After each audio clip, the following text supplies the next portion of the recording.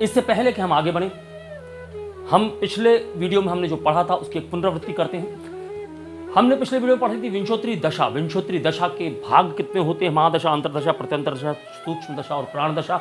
और हमने यह समझा था कि विंशोत्तरी दशा में प्रत्येक ग्रह के कितने वर्ष उसे आवंटित होते हैं, यानी कि कुल मिलाकर 120 वर्ष विंशोत्तरी दशा में माने जाते हैं और उनके अंदर प्रत्येक ग्रह को कुछ वर्ष फिक्स आवंटित होते हैं। जैसे कि हम देखें, चंद्र को 10 वर्ष हैं और सूर्य को 6 वर्ष हैं। इसी प्रकार अन्य सभी ग्रहों के भी वर्ष होते हैं। और हमने यह भी समझ लिया था कि यदि हमको इनका सीक्वेंस समझना हो तो हम एक सूत्र से उस सीक्वेंस को कैसे समझते हैं। और आज हम विंशोत्तरी दशा किस प्रकार से निकाली जाती है, यदि जातक के जन्म के समय पर चंद्र की स्थिति को देखा जाए तो उससे हम किस प्रकार से विंशोत्तरी दशा निकालते हैं, भुक्त समय और भोग्य समय, यह सब बातें हम आज की वीडियो में करने वाले हैं।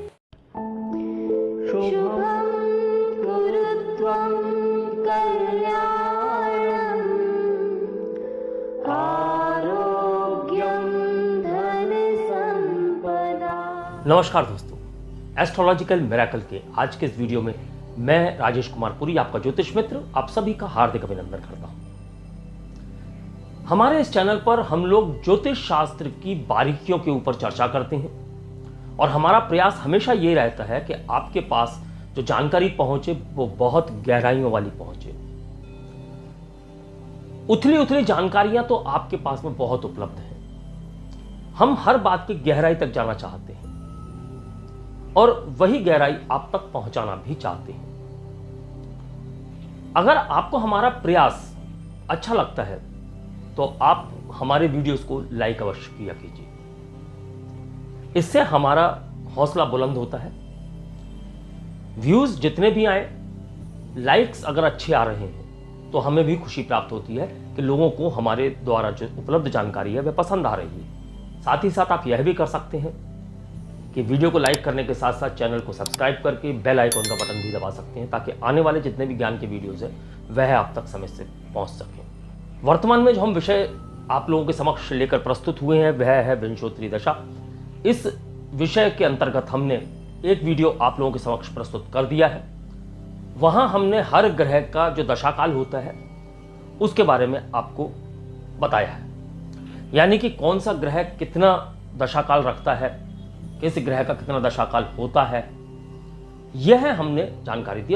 यह महादशा की बात हो रही, चूंकि हमने कहा कि सबसे ज्यादा प्रचलित जो है विंशोत्तरी दशा है और विंशोत्तरी दशा के ऊपर ही हम चर्चा प्रारंभ कर रहे हैं। तो हमने पिछले वीडियो में जो बताया उसे आप आई बटन में क्लिक करके वहां जाकर देख सकते हैं। और इससे पूर्व भी हमने शून्य से शिखर तक नाम की एक श्रृंखला आप लोगों के समक्ष प्रस्तुत की हुई है। यदि आप वह देखना चाहते हैं, उसके अंदर का ज्ञान देखना चाहते हैं, तो आप यहां से उसको देख सकते हैं। हमने ग्रहों के उपाय बताए हैं, ग्रहों के उपायों की चर्चा की है। जब ग्रहों के उपायों की चर्चा की है तो उसमें भी हमने बहुत से ग्रहों के उपाय बता दिए हैं और जो बाकी हैं शीघ्र हम पूरे करेंगे। उस श्रृंखला को आप यहां आई बटन में देख सकते हैं। चलिए, यह तो सामान्य सी बातें हैं जो हर बार हम आपसे करते हैं। आज हम विंशोत्तरी दशा को किस प्रकार से निकालते हैं। निकालने का तात्पर्य यह है कि जातक के जीवन में अभी कौन सी दशा चल रही है। वैसे तो आपके पास में सॉफ्टवेयर होंगे, एप्लीकेशंस होंगे। आप किसी भी एप्लीकेशन में जातक की जन्म तिथि, जन्म समय, जन्म स्थान डालेंगे तो आपके समक्ष पूरी कुंडली आ जाएगी। वहां आपको दशाओं का भी ज्ञान हो जाएगा। वर्तमान में कौन सी दशा चल रही है आपको समझ में आ जाएगा, कब से कब तक चल रही है समझ में आ जाएगा। लेकिन अगर आप ज्योतिष शास्त्र में रुचि रखते हैं तो आपको यह भी जानना अत्यंत आवश्यक है कि दरअसल दशाएं निर्धारित कैसे होती हैं। तो दशाएं निर्धारित करने के लिए हमें जो आवश्यकता होती है वह आपके जन्म तिथि की होती है, जन्म समय की होती है, जन्म स्थान की होती है। अब पहला तो तरीका यही होता है कि यदि आपका चंद्र जिस नक्षत्र में है उस नक्षत्र के स्वामी की दशा प्रारंभ होती है, यह हमें पता चल जाता है। एक गणितीय पद्धति भी ज्योतिष शास्त्र में प्रचलित है। आज हम उसी गणितीय पद्धति को आप लोगों के समक्ष प्रस्तुत करेंगे कि किस प्रकार हम जान सकते हैं कि जातक के जन्म के समय पर कौन सी दशा थी और उस दशा का भुक्त काल कितना था और भोग्य काल कितना था। भुक्त का मतलब है वह समय जो उस दशा का गुजर चुका है और वह समय जो उस दशा का आने वाला है वह भोग्य काल कहलाता है।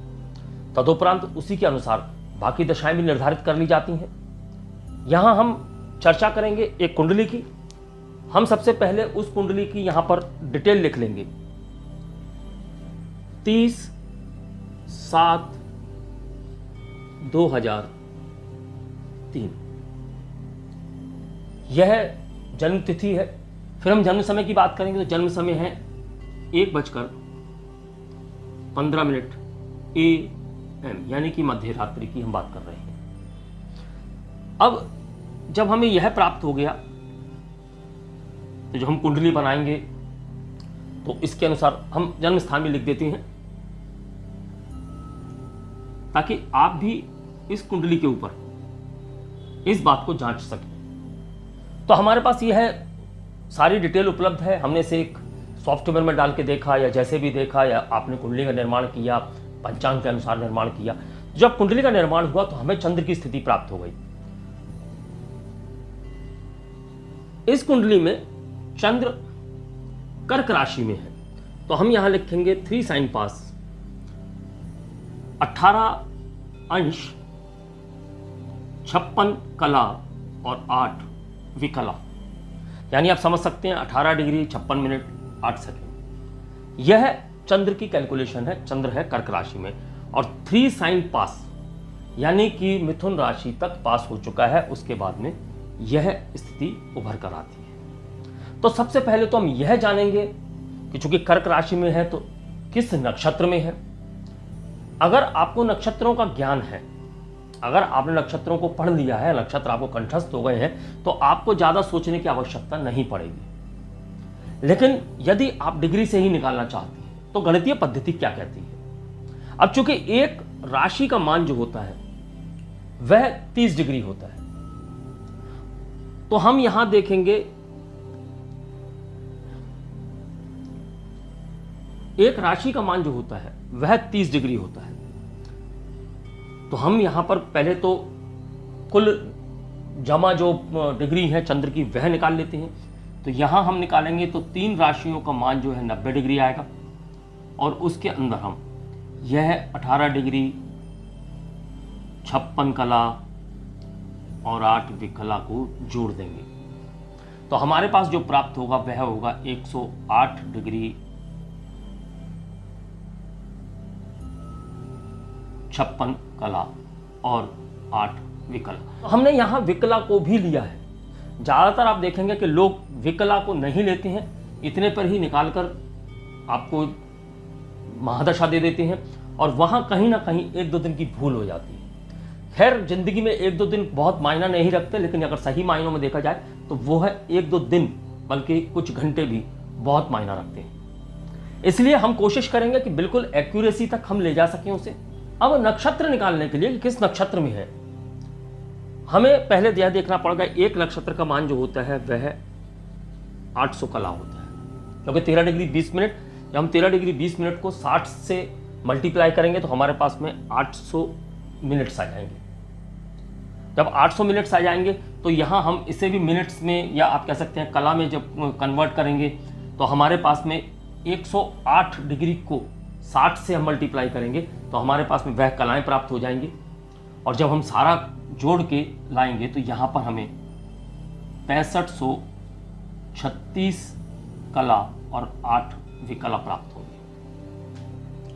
अब हमें यहाँ पर करना सिर्फ इतना है कि जो 6536 हमारे पास में प्राप्त हुआ है कुल मान चंद्र का, हम यहाँ 6536 कला 8 विकला में 800 से भागित कर देंगे।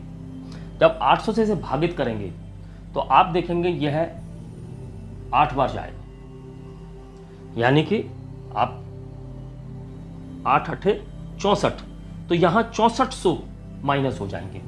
जब 6500 में से आप 6400, यानी कि आप कह सकते हैं 6536 कला 8 विकला में से आप 6400 को घटाएंगे तो आपके पास में 136 कला और 8 विकला प्राप्त होंगे।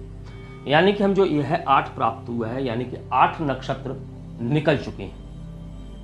8 नक्षत्र निकलने का मतलब है जो 9वां नक्षत्र है वह आश्लेषा है,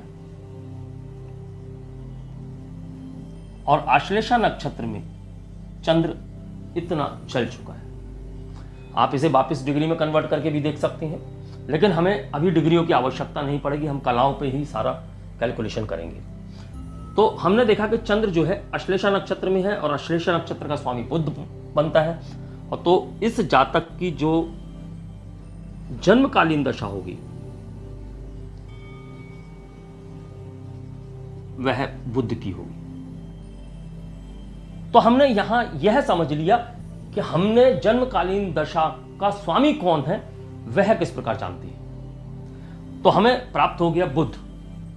अब हम आगे जब बढ़ेंगे तो हमें भुक्त काल और भोग्य काल, यानी कि यहां पर 136 मिनट और 8 सेकंड्स हमें प्राप्त हुए हैं चंद्र के अश्लेषा नक्षत्र में।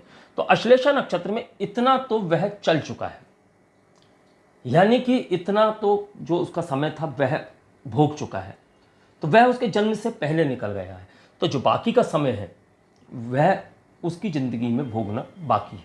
तो यहाँ हमारी जन्मकालीन दशा बुध की आ गई। हम यहाँ से आगे बढ़ेंगे, हमारे पास सारे कैलकुलेशन है।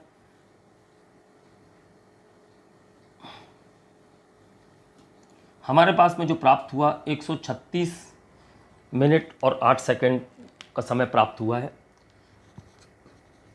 चंद्र अश्लेषा में 136 मिनट और 8 सेकंड का है। तो अब हम जो गणना करेंगे वह गणितीय पद्धति में करेंगे, और गणितीय पद्धति में जब हम पूरी गणना करेंगे, अब आगे जो हमारी गणना होगी वह सामान्य गणितीय पद्धति से होगी। तो हम यहाँ पर क्या करेंगे कि हम 136 मिनट और 8 सेकंड को हम बिल्कुल सामान्य अंकों के रूप में परिवर्तित करेंगे। तो सबसे पहले हम इस कलाओं को विकला में परिवर्तित कर देंगे। तो हमें उसके लिए क्या करना होगा, 136 में 60 का गुणा करना होगा। आप बहुत सामान्य तौर पर समझ सकती हैं।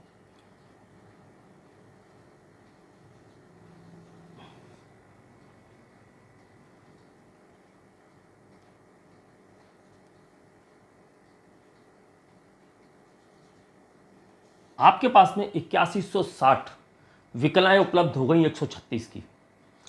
अब इसके अंदर आपको 8 विकला और जोड़ देनी है, तो आपके पास में 8168 विकला उपलब्ध हो जाएंगी। अब इसको सामान्य अंकों में परिवर्तित करने के लिए यहाँ पर आपको दोबारा से जो आपने मल्टीप्लाई किया उसको टोटल में आपको डिवाइड कर देना है, यानी कि हम 60 से इसे डिवाइड कर देंगे। तो हमारे पास जो मान प्राप्त होगा वह प्राप्त होगा 136.13। हमने इसे दशमलव में परिवर्तित कर दिया है क्योंकि हम सामान्य गणनाओं में जाने वाले हैं। तो हमारे पास में 136 भुक्त डिग्री प्राप्त हुई है। तो भुक्त डिग्री से हम किस प्रकार से निकालेंगे कि कितना समय निकल चुका है। अब चूंकि हमें पता है कि बुध का जो दशाकाल होता है वह 17 वर्ष होता है। अब इसमें से हमें यह समय निकालना है। तो इस समय को निकालने के लिए चूंकि पूरे नक्षत्र में यह काल चलेगा, तो एक नक्षत्र का मान होता है 800 कला। तो हम देखते हैं कि 800 कला, आप इसमें चूंकि का फार्मूला लगा सकते हैं, में होते हैं 17 वर्ष, और एक कला में होते हैं 17/800। और जब हम 136.13 की बात करेंगे तो यहाँ आएगा 17/800 मल्टीप्लाई 136.13, क्योंकि इसे हमने दशमलव वाले अंकों में परिवर्तित कर दिया, इसलिए हमने 8 को 13 में कन्वर्ट कर दिया है। तो जब हम इसे कैलकुलेट करेंगे तो हमारे पास में जो मान प्राप्त होगा, या आप कह सकते हैं वर्ष प्राप्त होगा, 2.8927। हमने इतने लंबे तक इसे इसलिए लिया है ताकि आपको बिल्कुल एग्जैक्ट तिथि प्राप्त हो सके। हम यहाँ तक भी ले सकते थे, यहाँ तक भी ले सकते थे। अब इस समय को हम 17 वर्ष में से कम कर देंगे। तो 17 वर्ष में से हम कम करनी है, 4 डिजिट दशमलव के बाद में भी है, तो हम इसे भी ले लेंगे। यहाँ हम 2, यहाँ 8, 9, 2, 7, इसे हम यहाँ से घटाएंगे। तो यहाँ पर आप जब देखेंगे तो यहाँ आपको 3 प्राप्त होगा, यहाँ आपको 7 प्राप्त होगा, यहाँ आपको 0 प्राप्त होगा, यहाँ आपको 1 प्राप्त होगा और यहाँ पर आपको 14 वर्ष प्राप्त होगा। यह है आपका कैलकुलेशन यहाँ हो जाएगा। अब हम यहाँ पर ऊपर वाला हिस्सा साफ कर देंगे और नीचे वाले को बना रहने देंगे। तो यहाँ हमें 14.1073 मिला। हम इसे इस प्रकार से भी कर सकते हैं कि यहाँ हम इसको हटा दें तो हमारे पास में यह प्राप्त होगा। हम इसके ऊपर भी गणना कर सकते हैं। जब हम इसके ऊपर गणना प्रारंभ करेंगे तो 14.108 को हम जब परिवर्तित करेंगे तो हमें 14 वर्ष तो प्राप्त हो ही गए। यह पहला जो डिजिट है वर्ष का हमने ले लिया। फिर हमने 108 को, चूँकि अब हमको महीने चाहिए तो 108 को हमने 12 से गुणित करना है। तो 108 गुणित 12, तो यहाँ पर आप देखेंगे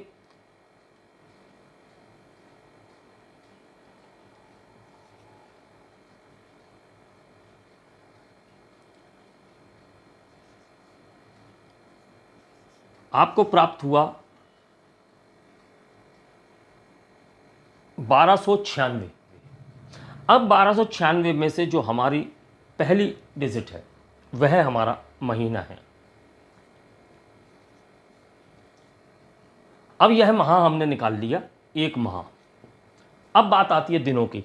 तो हमारे पास में जो अगली 2 डिजिट हैं 0.29, इसे हम 30 से गुणित कर देंगे तो हमें जो प्राप्त होगा वह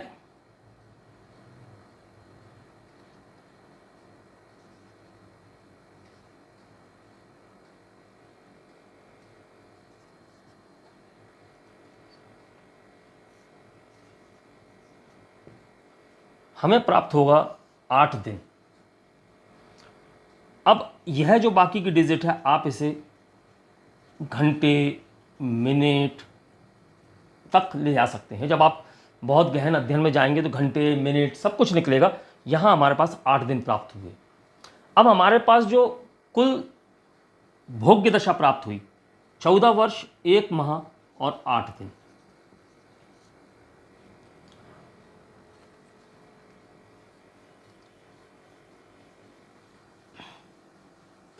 अब जातक का जन्म 2003 7 30 दिन, यह जातक का जन्म है।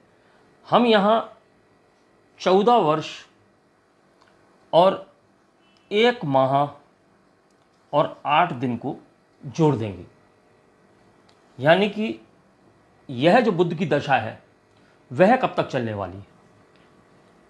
जब 30 में 8 जोड़ेंगे तो यहाँ आपको प्राप्त होगा 38।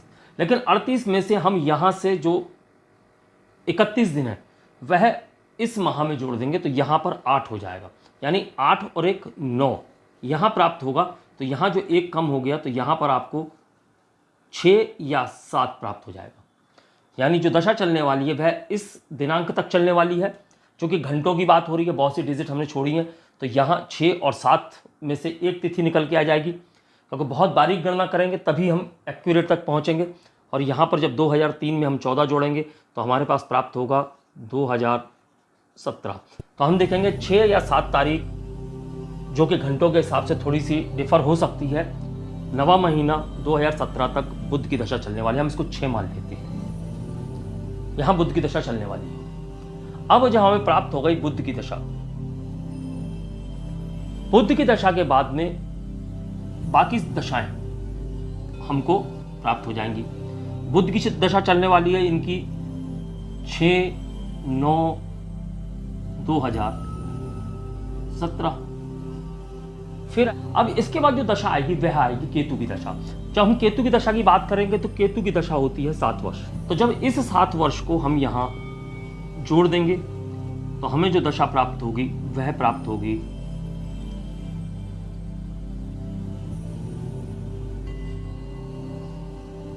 2024 6 तारीख 9वां महीने तक आपको यहां पर केतु की दशा प्राप्त होगी। केतु 6/9/2024। अब केतु के बाद में शुक्र की दशा आएगी तो 20 वर्ष है, तो आप इसमें 20 और जोड़ देंगे तो ये 44 तक चलेगी। इसी प्रकार जब आप सारी दशाओं को क्रम से जोड़ते चले जाएंगे तो आपको व्यक्ति के जीवन के हर वर्ष में कौन सी दशा चलने वाली है वह समय प्राप्त हो जाएगा। तो यह हमने दशाओं का निर्धारण किया। अब दशाओं के निर्धारण के अलावा हम आपको यहां एक और बात बता देते हैं। अब यह तो आप सभी को पता है कि जब नक्षत्र में चंद्र होता है उस नक्षत्र के स्वामी की दशा होती है, तो यहां सामान्य तौर पर जो नक्षत्र स्वामी है उन्हें आप समझ लीजिए। हम केतु से प्रारंभ करते हैं तो अश्वनी की बात करते हैं। अश्वनी, मघा, मूल, केतु, इसमें यदि चंद्र है तो केतु की दशा होगी। उसके बाद में भरणी, पूर्वा फाल्गुनी और यहां आपका आएगा पूर्वाषाढ़ा, यहां शुक्र की दशा होगी। फिर आपका कृतिका, उत्तरा फाल्गुनी, उत्तराषाढ़ा, सूर्य। तदुपरांत रोहिणी, यहां आपका आएगा हस्त, श्रवण, चंद्र, मृगशिरा, चित्रा, धनिष्ठा, मंगल,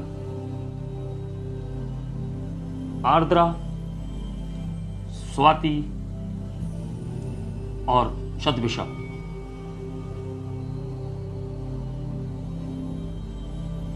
राहु। उसके बाद में आएगा पुनर्वसु, विशाखा और पूर्वा भाद्रपद। यहां गुरु की दशा प्रारंभ होगी। फिर आएगा शनि की दशा। तो शनि की दशा के लिए आप देखेंगे यदि चंद्र पुष्य नक्षत्र में हो, अनुराधा में हो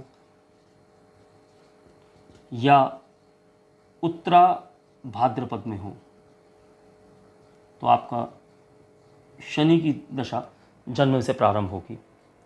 और अंत में बुध की दशा की बात करेंगे तो यदि अश्लेषा में, यहाँ पर आपका आएगा ज्येष्ठा और आपका रेवती। यह 3 नक्षत्र यदि चंद्र के हैं तो आपका आएगा बुध। तो यहाँ आप समझ सकते हैं कि इन नक्षत्रों में यदि चंद्र है, किसी भी नक्षत्र में हो, तो उस नक्षत्र स्वामी की दशा जन्म से प्रारंभ होगी। और उसका समय किस प्रकार निकालना है, भुक्त समय, भोग्य समय किस प्रकार निकालता है, यह हम पूर्व में बात कर चुके हैं। तो यहाँ तक की जानकारी यदि आपको उपयोगी लगी हो, सटीकता के नज़दीक लगी हो, गहराई को छूती हुई लगी हो, तो आप सभी से मेरा अनुरोध है और हमेशा अनुरोध रहता है कि वीडियो को लाइक करें, चैनल को सब्सक्राइब करें और बेल आइकॉन का बटन अवश्य दबाएं ताकि आने वाले जितने भी वीडियोस हमारे हैं वह आपको समय से प्राप्त हो सकें। अगले वीडियो में हम इसे आगे बढ़ाएंगे और हम अंतरदशा को किस प्रकार समझते हैं वह बताएंगे। हम गणितीय पद्धति को इससे आगे नहीं चलाएंगे। यदि इससे आगे आप सीखना चाहते हैं तो आप हमसे संपर्क स्थापित कर सकते हैं, लेकिन गणितीय पद्धति को हम यहीं तक सीमित रखेंगे। हम यहाँ अंतरदशा को और समझाने की कोशिश करेंगे। फिर हम किस प्रकार दशाओं को पढ़ते हैं उस विषय पर हम सीधा सीधा पदार्पण कर जाएंगे। तो अगले वीडियो तक के लिए मैं अपनी वाणी को विराम देने की आज्ञा चाहूंगा। नमस्कार, धन्यवाद।